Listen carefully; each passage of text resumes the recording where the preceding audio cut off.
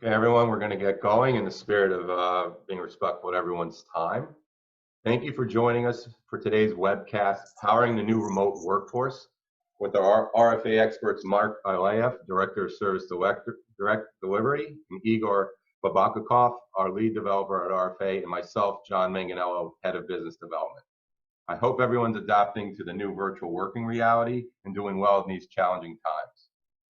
For those of you who are unfamiliar with RFA, since 1989, we have served and provided institutional quality IT, financial cloud, cybersecurity, and digital transformation services for the investment management sector. Our cloud solutions combine the power of Microsoft public cloud tools with industry-leading data protection and security technology, delivering bespoke solutions that meet each client's requirements. Our expert teams have designed and implemented hundreds of Microsoft Office 365, Microsoft Azure, AWS, and RFA solutions for clients worldwide. Today's webinar addresses what many firms are grappling with today: managing a new remote workforce, many of which are working remotely for the first time. These firms are evaluating and looking for tools that will empower their employees to collaborate, meet virtually, and operate within their firm's security and data governance standards. We will cover the options and show you Microsoft Teams in action. Before I introduce our experts, let's review a few operational points. Today's session will run approximately 30 minutes long, after which we will have a dedicated Q&A.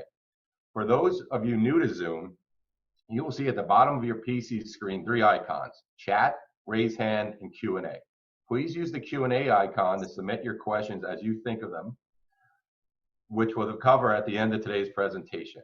We will do our best to get all questions. However, if we're unable to get yours, we will follow up with you after the conclusion of today's webinar. If you have any technical difficulties during this webinar, please use the raise hand function and our team will touch with you shortly. It's my introduction to introduce our experts, Mark and Igor, and I'll kick it off to them. Hi, everyone. My name is Mark Ilayev, Mark for short. I'm Director of Service Delivery. I've been with the firm now for 4 years. It's my second rodeo. I oversee the development group, the automation team, IT compliance, and I originally started in RFA now 12 years ago. And restarting RFA 4 years ago, we had a chance to start up our development practice, which has now become our power users of Microsoft Teams and the Office 365 platform. Igor, if you can do a quick intro as well. Yes, hi, hello. My name is Igor Babikov. I'm lead developer at RFA, and it's been 3 years already since I joined RFA, and I have many years of IT experience and consider myself a full stack Microsoft developer, and lately concentrating on Office 365 offerings, business automations, Power Apps, Power Automate, and Microsoft 365 offerings as well. That's in short. Great. Thank you. Thank you so much, Igor. And Igor is our Teams expert. I hope everyone can see me okay with my beautiful San Francisco background. Obviously, I always sit in front of the Golden Gate when I do webinars. And without further ado, I would like to get started on our session. So when we're talking about remote work and what virtual office is, it really is about harnessing and capturing some of the concepts that we use in the office to communicate with one another and to enable the productivity that we enjoy in physical interactions. This has been an ongoing evolution, of course, before coronavirus, before COVID-19, but accelerated due to the demand of working remotely, working from home. And so what we're trying to do is capture 4 primary methods of collaboration that we've listed here, and you'll see how the various software and the various products map to them. The first is chat, right? Chat is the ability to message one or more people, and it's really focused on the who of the conversation. So who do you want to message? This is typically bespoke, and the individuals themselves have the ability to engage in that conversation, right? And the physical equivalent of that would be to walk up to somebody and to start a conversation, or perhaps to shoot an email thread to a few people. The next concept is teams and channels. This was a breakthrough led by Slack originally, but adopted now by many productivity tools.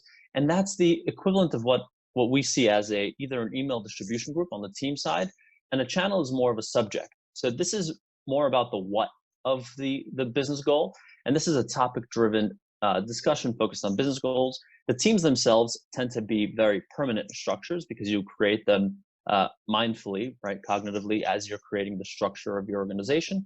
Channels have a few foundational pillars that you always need, and you'll see that general is one of those. Now, the alternative, for 1 second. However, you can also use channels dynamically. So those could be done if there's a particular project that's happening, tax returns for 2019, COVID, BCP plan, or an annual DR test that have finite lifetimes. The next concept is meetings, and we're all very familiar with them. And one of my favorite chapters in a book is Killed by a Meeting. But of course, we still need to have them, and that's going to be a very important concept in virtual office collaboration. And this is about organizing when you would like to have that conversation. Here, it's one of the most powerful parts of meetings is the ability to look at the same screen like we're doing today, being able to collaborate. And sometimes it's even more effective than looking at one conference PC because people can all be involved and all look along. They are typically complemented with audio and video calls. And that brings us to our fourth pillar, which is phone calls. And this is really what you would do if you need to quickly ask a question. Now, audio and video calls are a subset of meetings. We typically see calls as a bespoke version of meetings, and you'll see the same concept between chats and channels. Channels and meetings are done in advance. Chat and calls are done in bespoke. One really great use case that we're seeing in today's world is we don't necessarily have our Avaya Cisco phones at our house. We don't have everyone's cell phone number that we used to work with. And this is a great way to complement that because it automatically has a directory of all of your coworkers. And so it's a great way of reaching out. It looks very similar to a WhatsApp or a FaceTime audio experience, like a regular phone call on most mobile devices.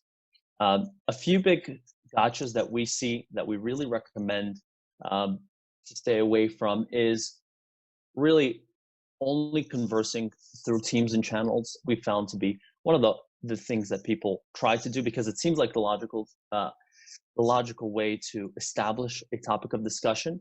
And really this starts to hinder because it's a little bit too rigid. So a really great pro tip that I would give from day one, especially on Microsoft Teams, is chat frequently, use the bespoke capabilities to complement the more standard pillars.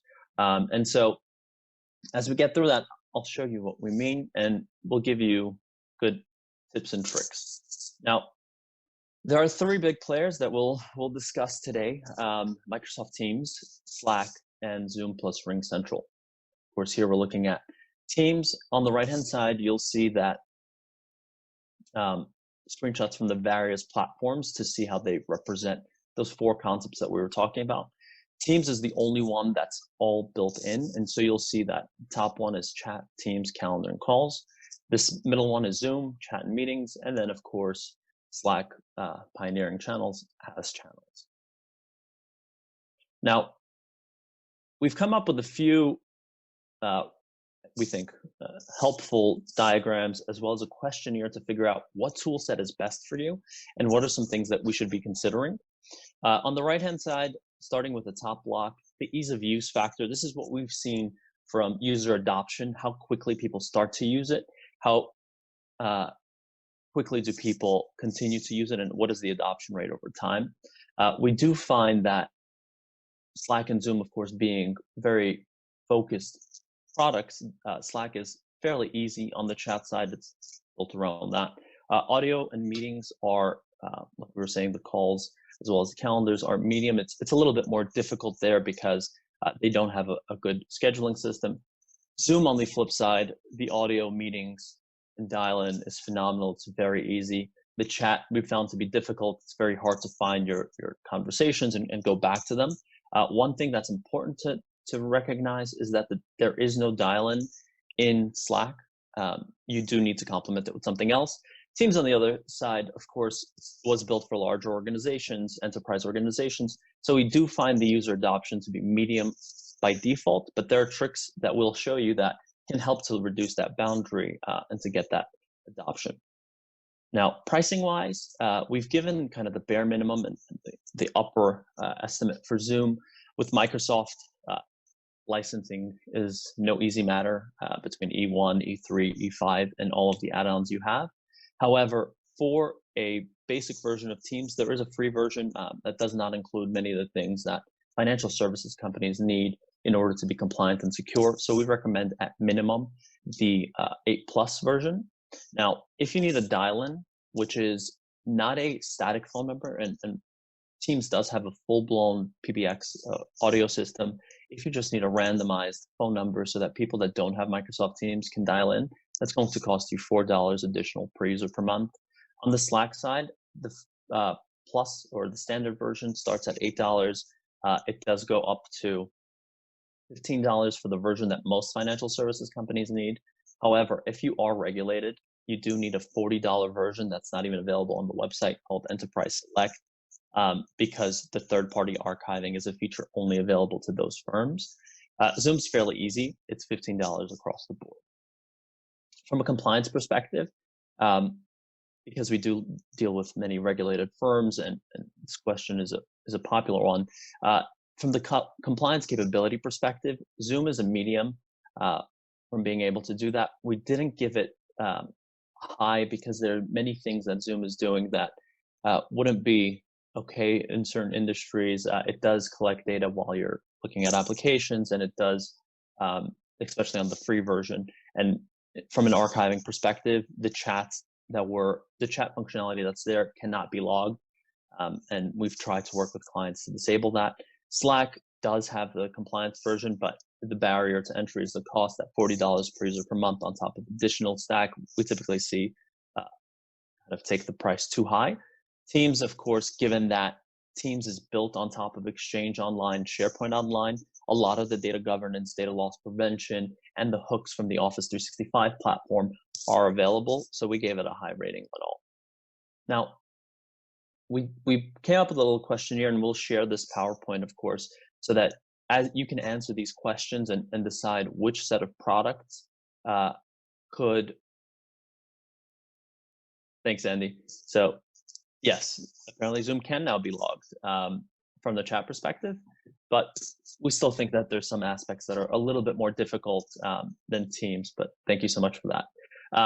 Regarding the questionnaire, we think that if you go through this, it'll get you to the right set of tools. If you're already using Office 365 in any capacity, meaning you haven't moved your files perhaps over, or you're still using GPOs and AD on premises, so in a hybrid version, we think Teams is excellent for channels.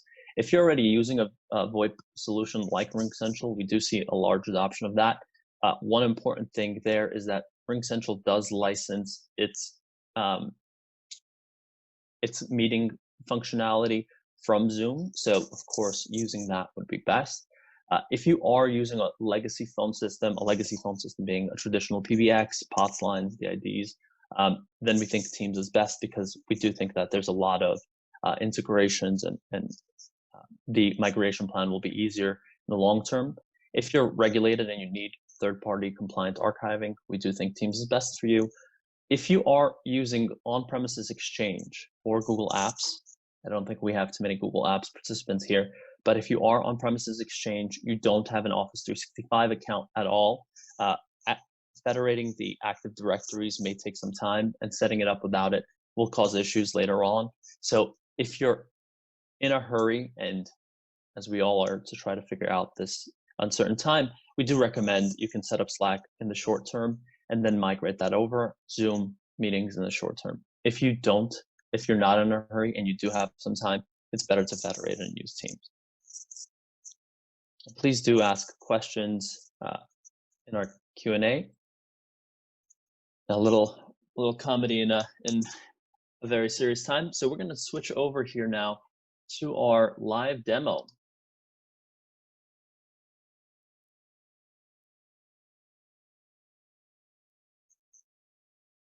Tara, John, can we all see that? Is that looking good now? It's good. So we've set up a demo environment for financial services industries, of course, our target client. We do have some nuances for private equity firms. We do have some for hedge funds. Of course, family offices, funds of funds will differ, but the majority of the structure here is going to stay the same. So Teams here is going to be your top level concept. Here, it's your Office 365 groups. Traditionally, this was your email distribution group, all staff, all hands, or perhaps some kind of email address. Those can be converted into a team, or of course, you can create a new team here. So one of the ones that we love to start off with is an all staff one. Here, you automatically add all of the organization into it. And one of the things with both Slack and Teams is that you can control who can post to these various channels. When creating these teams and channels, you want to be mindful of the number of participants, because you can quickly go from a small productive conversation to a very noisy one. And you want to be able to give people the right channels to communicate about things. So for a general chat on all staff, we would recommend, or in all staff conversations in general, we would recommend to only allow owners to send messages to this channel. So I've kicked myself out, of course, so I wouldn't be able to post something here. But for example, HR or whomever you've listed on your business continuity plan as a primary, secondary contact would be able to go ahead and post messages here. I've shown an example of a particular COVID BCP. There's certain things that you want to make announcements about. For example, being able to say, we're returning to the office starting from April 11th, and you can actually force the notifications on those users. One thing that I will say is that by default, Teams does not include notifications on all conversations. So please be mindful. Reasons why people will not see a notification is because of this functionality. However, you do have the ability to do kind of a high importance note on that. And finally, I'm going to add, you have the ability to send both emails or RSS feeds into a channel. Again, this is at feature parity between Slack and Teams. And so here's an example of subscriptions to the CDC as well as a Google Alert. And you can set the frequency in which you want that to update. You can help to navigate some of those channels. Similarly, if you have an email distribution group that you're using to communicate certain messages, you can actually put the channel email address inside of that distribution group, and that message can appear in both places at the same time. So you really do have a unified communications port. So these are the teams, these are the channels underneath it. We do recommend having a management group. These are by default private, and so you would have a team that you can add and explicitly add certain individuals. People can, of course, request to be added. In this particular case, you probably not want to add them. Past that, we like to create a deals top-level team and a research one. So deals is, of course, more private equity focused. With deals, what we see happening in larger private equity firms, and not even that large, but 20 people plus, depends AUM, is that those typically get broken down based on sectors. So you would typically see that a deals group is broken down into its various sectors: energy, financial services, industrials, media, etc. So this should represent really the organizational units that you see in your own company. So if there are certain people working on certain teams, that's a great way to organize your teams. Now, even if you do have analyst associates that tend to come in and out of certain teams and assist cross, it's still a very good way to organize your information. When you create one of these, you automatically do get a general chat that is a default chat for all teams. When you create a new channel, that will automatically create a new folder inside of deals and energy. An important aspect to remember here is that Teams is built on top of Exchange Online and SharePoint Online. You will not see these things when interacting with Teams, but for all of our IT directors and admins here, it's important to know that any message that you write is actually logged in a hidden folder inside of your mailbox, as well as any file that you share in here. And I'll quickly put one in that I had prepared, will automatically be saved to SharePoint Online. So as you're doing that,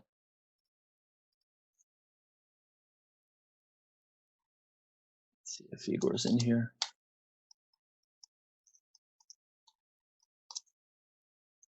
You're going to see that appear here. Pressing on that will automatically open up Excel Online inside of Teams, so you don't have to leave the Teams experience if you don't wish to, and this is a native app. However, you do have the ability to open it up in a regular Excel document. The functionality of Excel Online, Word Online, and PowerPoint Online are nearly at parity with Office Offline. The big thing that I will say is that add-ons don't work, and any VB scripts don't. Formulas do work.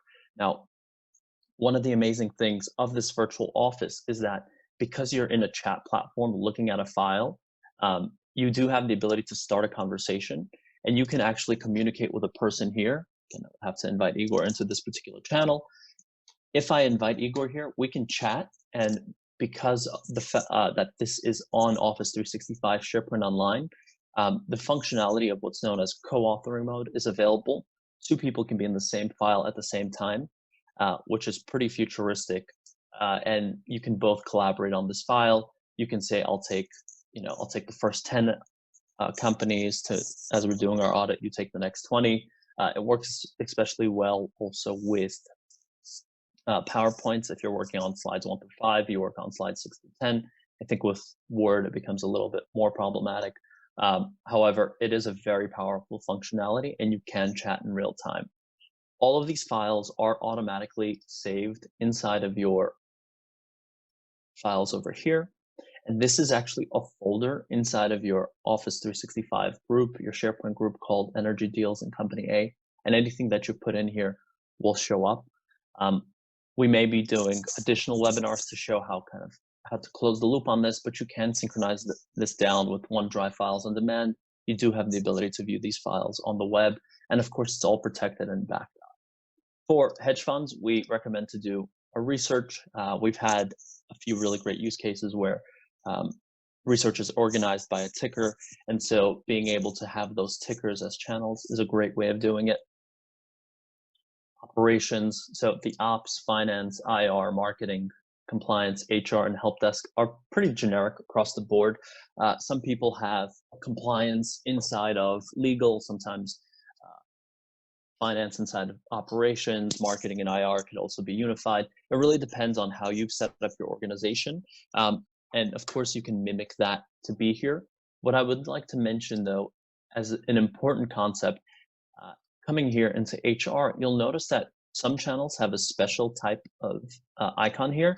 This is called a private channel. So by default, as you invite users into a team, right? So you can have a team that's limited to a certain amount of members. And it may be that your HR team is 3 people. However, as part of that, you may only want your director of HR to be able to see compensation, right? And so you have the ability to create private channels that only a subset of users can see from the top level group. And that way you can even more granularly control what people can see and what people cannot. We do see that finance typically has funds. General is a good catch-all channel. You can create up to 200 channels per team. We do like to create a help desk one, a help desk channel, and that's something that we can, of course, explore later on. But this could be a public forum where people can go and say that they're having some kind of issue, and they would join here when they need help. They would write something, and then this is a good way actually to bridge into our next topic. They can say, I have a problem here, but then they would get a one-on-one chat directly here. So if this was teams and channels, chats are just one-on-one conversations or even with more people. So you have the ability to just compose a new one, start typing a person's name, that'll automatically populate, and you can start a conversation. You can, of course, invite more individuals as needed.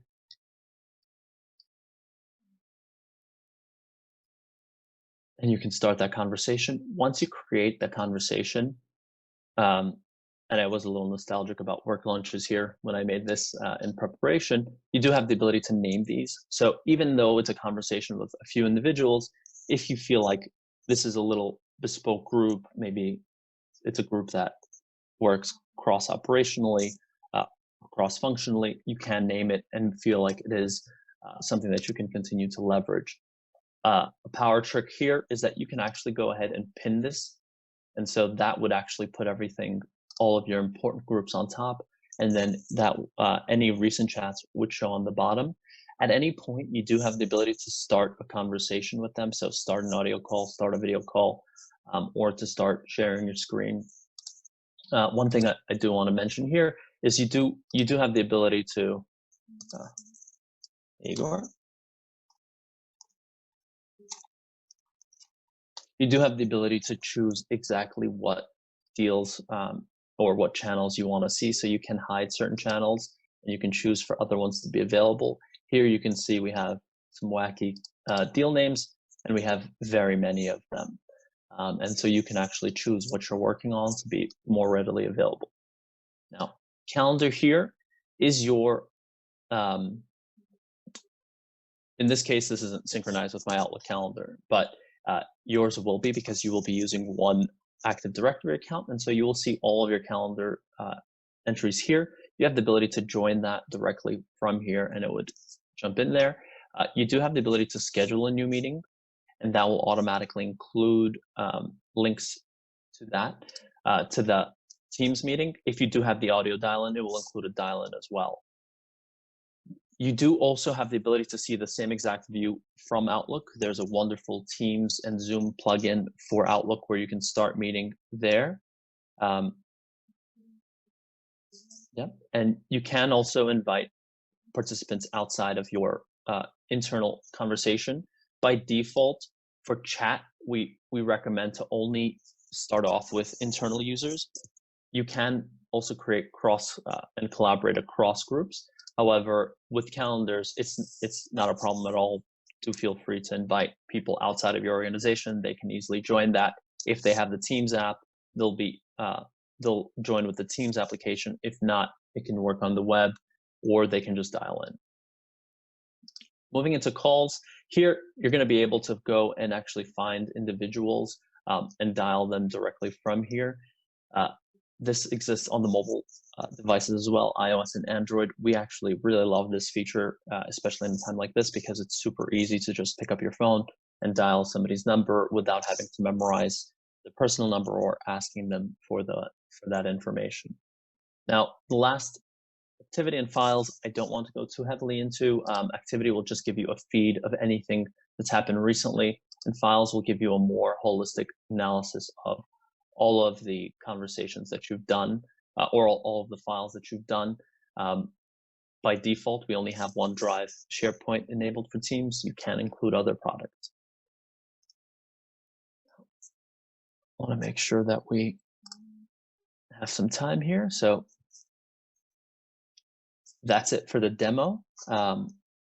We do have a few more items that I want to review and make sure we have ample time for questions and answers.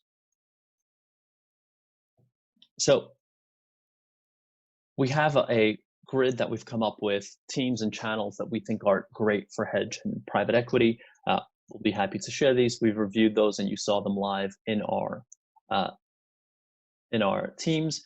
We do recommend per channel, per ticker, and of course, other conversations here. Some tips and tricks that we thought are really important. Make sure that external users can only be invited into Teams, not into your calendar invites. Thank you for that great point.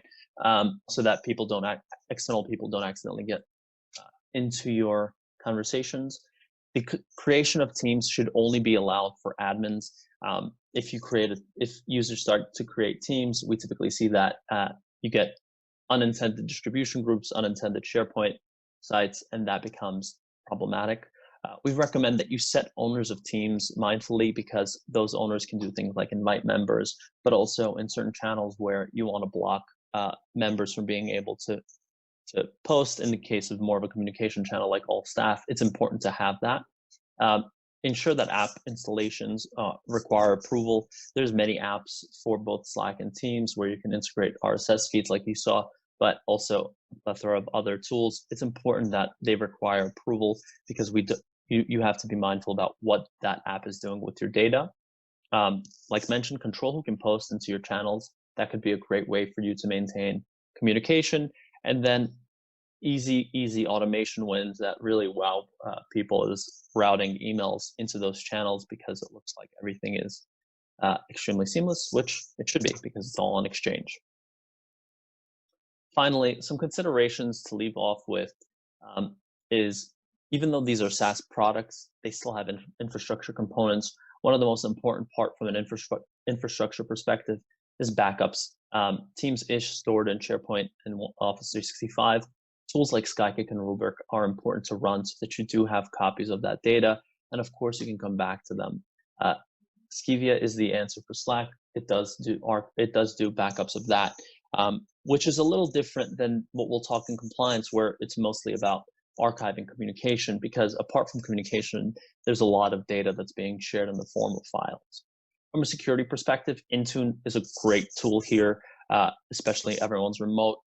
And in order to get a communications tool to be effective, it does have to be on mobile, in our opinion, because people are used to the iMessages, the SMS messages, the WhatsApp messages. And so putting that in there is a great way of communicating. But also what's very important is that you can enforce DLP prevention mechanisms on devices using Intune. So being able to prevent people from perhaps taking an Excel file that was shared on Teams and sharing it out through their personal email address is important. Another very important aspect, not only with communication, but of course in the SaaS products, is the group of cloud app security products. You do need to make sure that you protect the client side. So you may be in a Starbucks, probably not right now, but you could be at grandma's house or somebody's house where you're quarantined in. And you do need to make sure that you have what's known as a reverse proxy in front of Slack or Teams.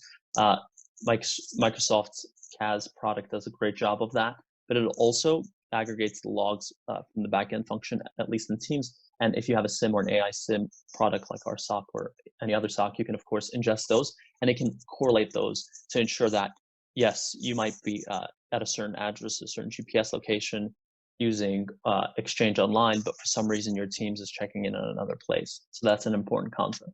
From a compliance perspective, many regulated industries, PCI, HIPAA, FINRA, and other, of course, PCI and HIPAA less applicable here, but it is important to have third-party compliance archiving. Smarsh and Global Relay are the big players here. Their turnaround time right now is fairly quickly, as people have really ramped up these items. And I believe it is an add-on to get those logged. As mentioned, the conversations in Teams are in Exchange. However, it does require additional work to make sure that that's protected the right way. And the final thoughts that we'll leave off with is that the productivity suite is massive in Microsoft.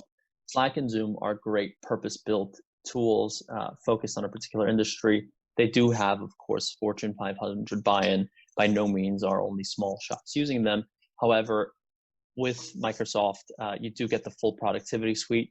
There's so many other apps that we haven't even touched on that integrate well into this ecosystem. Microsoft Planner is a lightweight project management tool that is created per team. You have OneNote that creates a notebook every time you create an Office 365 group. And of course, there's Power Automate, formerly known as Microsoft Flow, Power Apps, and Power BI that all integrate very well into that, the Power Platform. So it's really important to be able to gauge your short-term goals versus your long-term goals. And I think that's it. We wanted to make sure that we had enough time for questions. Thank you, Mark. John Manganello here. There's some questions coming over the Zoom, and there's two types of questions. The first one is more, I'm on 365. How do I get up and running, or I want to just accelerate this adoption of utilizing Teams, given that for good or for bad, for the foreseeable future, it looks like people are going to be not in the corporate environment. So how do you start? Yeah, that's a great question. So first and foremost, we would recommend to set up the security settings on the Office 365 admin side. So ensuring that that Teams needs to be installed on only domain-joined computers, that the things that we've mentioned earlier, that users can't create their own teams, that you can't install your own apps. So setting up those security parameters is first and foremost. And then afterwards, we do have a template, and we'll share the PowerPoint of how to organize the information. What teams do you need? What channels do you need? And then you can go ahead and quickly spin up those teams and channels. Of course, what we find to be very effective, 45-minute training sessions like this one, 30-minute training sessions. Of course, we've covered a lot more material width-wise, but a lot less in terms of depth. But a training before would be very important. And then, so in recent times, Microsoft has pushed out Teams to all of the Windows 10 machines without our permission or our collective permission. But you can make sure that Teams is running on all of the machines and devices. Use Intune to deploy it on the mobile devices. And that would be kind of our broad overview. If you do have the compliance requirements, I would reach out to Smarsh and Global Relay before even starting to set up your settings, because that will take time to get set up. Typically, once Smarsh and Global Relay do their thing, we see about a 48-hour turnaround time. Mark, can you take a step back just on base licensing to ensure, governance and security? Where do you think you would begin on the enterprise licensing? And then there's a question on such things as multi-factor authentication, and maybe just another question is talking about other third-party platforms like Slack and Zoom. Are they secure? So obviously we're talking about these platforms, but the key consideration before deploying them is the security and governance of them. Absolutely. I think we need to unravel some of that, some of those conversations. So in terms of licensing, we typically recommend, if you're using Exchange Online, at minimum, we do recommend an E3 license. Now, E3 alone doesn't have all the security and compliance features, so you do need the Enterprise Mobility and Security add-on, which will give you your Cloud App Security access and your Intune access. Now, if you need to dial in for Teams, that's going to be an additional $4. So you're looking at E3 plus those two add-ons.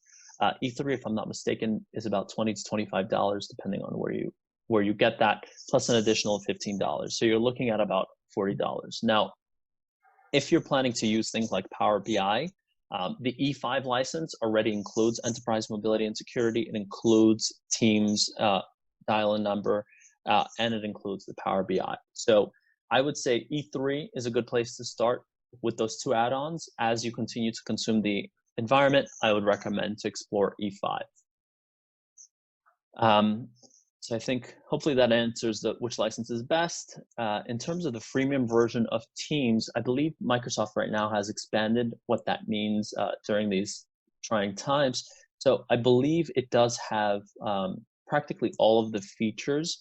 It will not have your Microsoft Cloud App Security functionality, your Intune functionality, and it will not have the dial-in. So those will still need to be bought.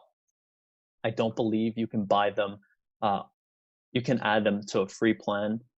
If you're currently, maybe we can, I know somebody asked about that question, but assuming you're not on Office 365 at all, there is another plan that you can use. I think it's called Business Essentials, which is the $8 per user per month version plus those add-ons.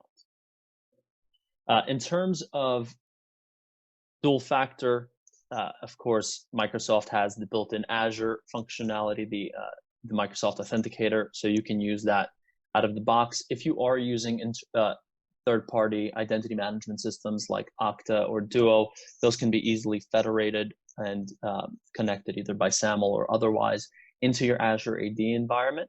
And so you have those two options. The free version, of course, is Microsoft Authenticator.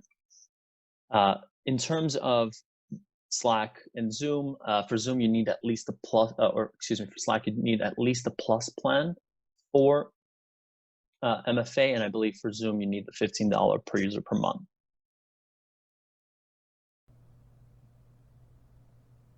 That is all we have time for today. We'd like to thank you for joining this live RFA webcast. and we look forward to seeing you again on our future events. If you have questions, please do not hesitate to reach out to us at rfa.com or contact us via sales@rfa.com.